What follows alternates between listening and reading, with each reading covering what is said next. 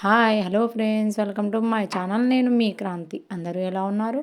మీరందరూ బాగుండాలని మనస్ఫూర్తిగా కోరుకుంటున్నాను.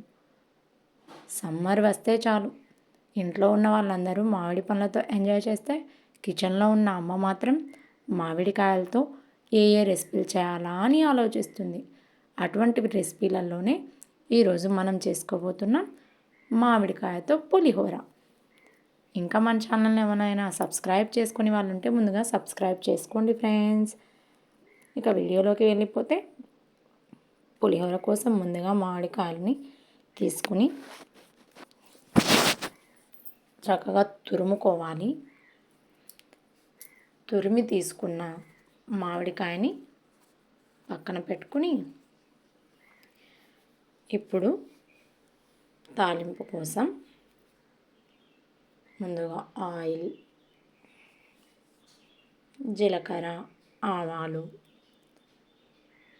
వేరుశనగ పప్పులు, మినప్పప్పు, కరివేపాకు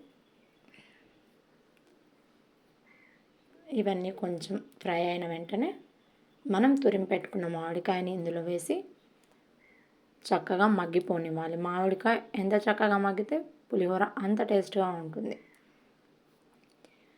కొంచెం మగ్గిపోయిన తర్వాత ఉప్పు, పసుపు యాడ్ చేసుకుని మళ్ళీ ఒకసారి కలుపుకోవాలి.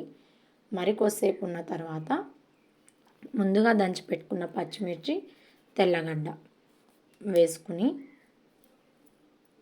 చక్కగా కలిపేసుకుని మామిడికాయ నూనె వేరు అయ్యేంత వరకు మగ్గిపోనివ్వాలి. ఇలా నూనె వేరవుతున్నప్పుడు మనకు రెడీ అయిపోయినట్లే. ఇక ముందుగా చేసుకున్న అన్నాన్ని ఇందులో వేసి చక్కగా కలిపేసుకుంటే మన టేస్టీ మామిడికాయ పులిహోర రెడీ అయిపోయినట్లే.